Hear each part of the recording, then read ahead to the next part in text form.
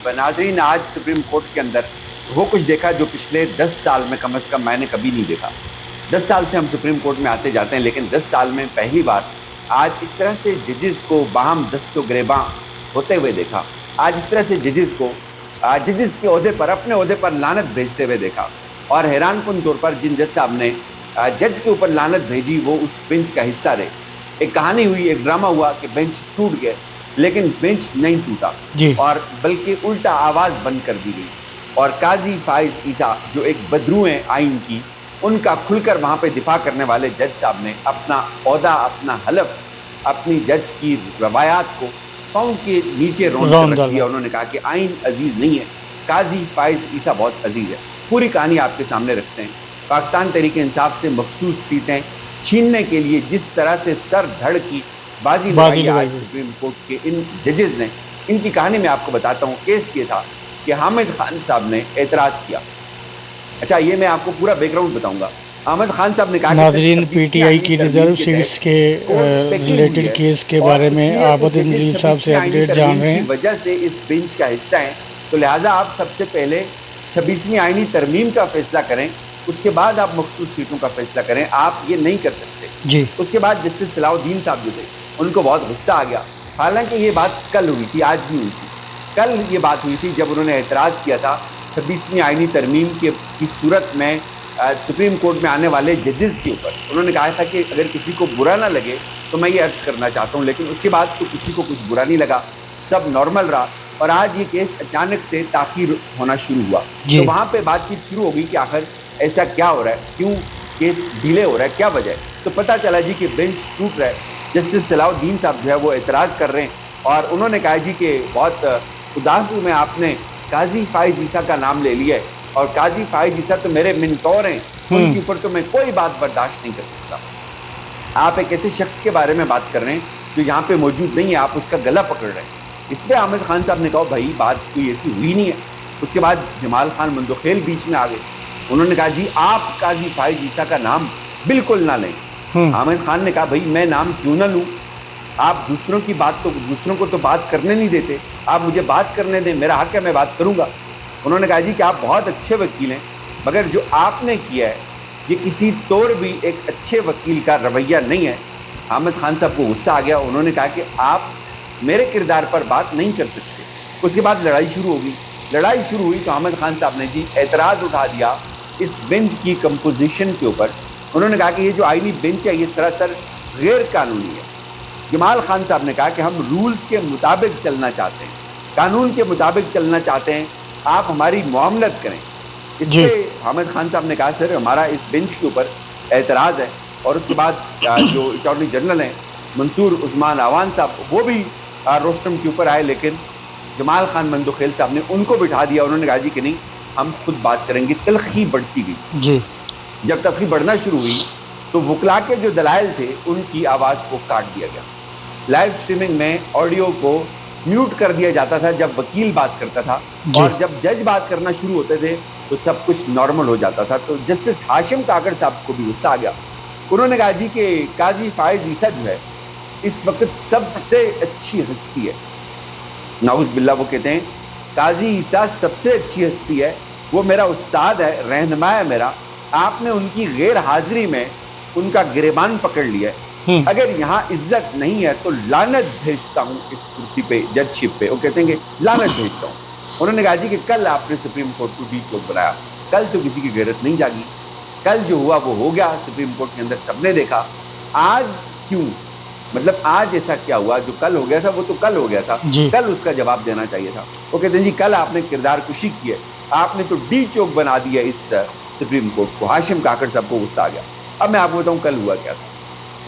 حامد خان صاحب نے صرف یہ بولا کہ بھائی 26ویں ترمیم متنازع ہے، 26ویں ترمیم کی صورت میں سپریم کورٹ میں کچھ ججز آئے ہوئے، اور 26ویں ترمیم کے تحت وہ ججز یہاں پہ آنے کے بعد ان کیسز کو سن رہے ہیں جن کا مستقبل بھی ان کا مطلب تھا کہ 26ویں آئینی ترمیم کے ساتھ ہی جڑا ہوا ہے۔ اگر 26ویں آئینی ترمیم انٹیکٹ رہے گی تو یہ ججز سپریم کورٹ کا حصہ رہیں گے، اگر وہ اڑ جائے گی تو یہ ججز فارغ ہو جائیں گے، ان کے فیصلے فارغ ہو جائیں گے۔ اور اتنی سی بات ہوئی تھی کہ اگر 26ویں آئینی ترمیم چلی گئی تو اس بینچ کی کوئی حیثیت نہیں رہے گی۔ تو اس بات پہ کل کچھ بھی نہیں ہوا. آج جسٹس جو صلاح الدین صاحب ہیں ان کو یاد آ گیا کہ نہیں یہ تو بہت غلط ہوا ہے, یہ تو بہت ظلم ہوا ہے, اور ہاشم کاکڑ صاحب کو یاد آ گیا کہ یہ تو قاضی عیسیٰ جو ہے وہ بہت اچھی ہستی ہے, بہت زبردست ہستی ہے. اور اس کے بعد جمال خان کیا کہ مطلب وہ تسلیم کر رہے ہیں جمال خان ناظرین, صاحب. اگر آپ کو ہماری ویڈیو کہ ہم پسند نے آ بہت رہی ہو تو بلنڈر کر ہماری دیا, ہم ویڈیو نے کو لائک کیجیے گا معاملات اتنے اور پھیلا چینل دیے کو کہ سبسکرائب اب ہمیں کیجیے ہم گا. سے چیزیں کنٹرول نہیں ہو رہی. بلنڈر کیا ہوا ہے؟ بلنڈر یہ ہوا ہے کہ جو اوریجنل بینچ اس کیس کو سن رہا تھا اس کو تبدیل کیا گیا. جو اوریجنل بینچ نظر ثانی سن سکتا تھا وہ بینچ اب نہیں ہے. اب یہاں پہ 26ویں آئینی ترمیم کے بینیفیشری ججز ہیں. جو اوریجنل بینچ تھا اس میں 5 جو سینئر موسٹ ججز تھے ان کو فارغ کر دیا گیا, وہ بینچ کا حصہ ہی نہیں ہے. ہاں جی, انہوں نے پھر جمال خان صاحب نے کہا جی کہ سنی اتحاد کونسل جو ہے 13 ججز نے کہا تھا کہ آپ کا حق نہیں بنتا, ہمارے سامنے 2 فریق ہوں گے تو ہم ان 2 میں ہی فیصلہ کریں گے. آج تسلیم کرتا ہوں کہ ہم نے اختیارات کو بہت پھیلا لیا جس کی وجہ سے یہ ہو رہا ہے. تو اس پہ انہوں نے کہا کہ سر, حامد خان صاحب نے کہا کہ سر یہی بات میں آپ کو کہنا چاہ رہا ہوں کہ اگر وہ ججز یہاں پہ موجود ہوتے تو پھر وہ بہت بہتر طریقے سے جواب دے سکتے تھے.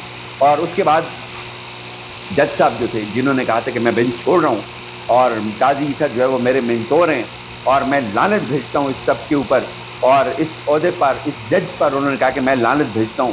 اور اس کے بعد یہ ایکسپیکٹ کیا جا رہا تھا کہ وہ الگ ہو جائیں گے, لعنت بھیج کر بینچ سے بھی اٹھ جائیں گے, شاید وہ استعفیٰ بھی دے دیں, لیکن ایسا کچھ بھی نہیں ہوا. جی ایسا نہیں ہوا, وہ نارمل چلتا رہا. انہوں نے کہا جی کہ ہم بعد میں سنیں گے.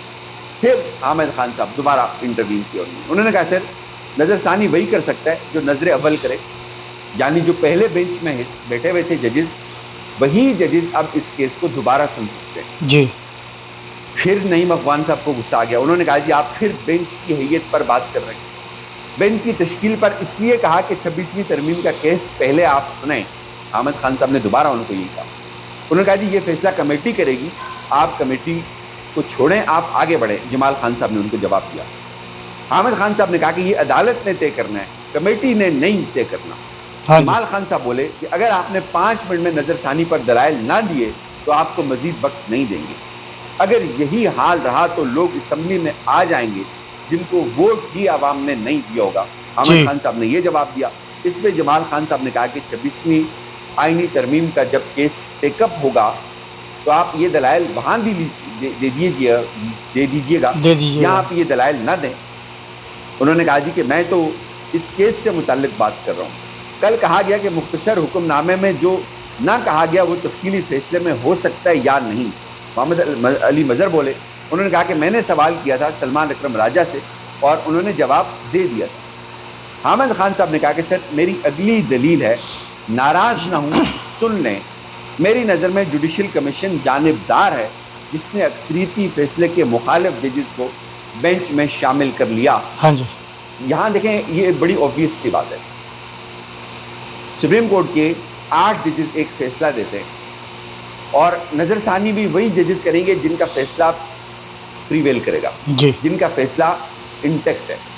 لیکن اس کمیشن نے کیا کیا, اس کمیشن نے بددیانتی کر کے وہ جو اکثریتی ججز تھے ان کو اٹھا کر پھینک دیا, وہ ججز شامل کر لیے جن کا مستقبل 26ویں آئینی ترمیم سے جڑا ہوا تھا. انہوں نے کہا کہ سر یہ بدنیتی کے اوپر مبنی ہے. اختلافی فیصلے میں جو کہا گیا ہے وہ بتایا, اختلافی فیصلے پر نظر ثانی نہیں ہے, جس سے جمال خان مندوخیل صاحب کہتے ہیں. وہ کہتے ہیں کہ نظر ثانی تو اختلافی فیصلے پر ہی نہیں ہے. نظر ثانی ان ججز کے فیصلے پر ہے جن ججز نے سپریم کورٹ کے جن ججز نے فیصلہ کیا ہوا ہے یہ مخصوص سیٹیں تحریک انصاف کو دے دی جائیں. جمال خان صاحب بولے کہ کیا اختلافی فیصلہ پابند کرتا ہے. اس پہ انہوں نے کہا کہ سر بش بنام بہر میں ایک کیس آپ کے سامنے رکھتا ہوں اور کامن لا جو ہے وہ مختلف ممالک کے اندر ڈسکس ہوتا ہے, وہ بھی متناسب نمائندگی کی بات کرتا ہے. لیکن بھائی کیا مجال ہے کسی نے کوئی بات سنی ہو. ججز انہوں نے کہا کہ جو 8 ججز تھے انہوں نے مکمل انصاف کیا ہے, آپ اس کو اڑا نہیں سکتے اس فیصلے کو. لیکن حقیقت یہ ہے کہ یہ جو ججز ہیں یہ شاید یہ بات طے کر کے بیٹھے ہوئے ہیں, انہوں نے آج ہی اس کیس کو ختم کرنا ہے, آج ہی پاکستان تحریک انصاف سے یہ مخصوص سیٹیں چھیننی ہے اور آج ہی یہ جو قضیہ ہے روز روز کا جو اب لڑائی میں بڑھتا جا رہا ہے, جس میں اب ججز کو غصہ آنے لگ گیا ہے, وہ مائک بند کر رہے ہیں, وہ بینچ چھوڑ رہے ہیں, وہ شاید اب اس سے زیادہ متحمل نہیں ہو سکتے کہ یہ کیس بہت دیر تک چلے, بہت آگے تک چلے. اور بہت آج برے طریقے سے کچھ لوگ ایکسپوز ہوئے ہیں جو کہ بہت انفارچونیٹ ہے. نہیں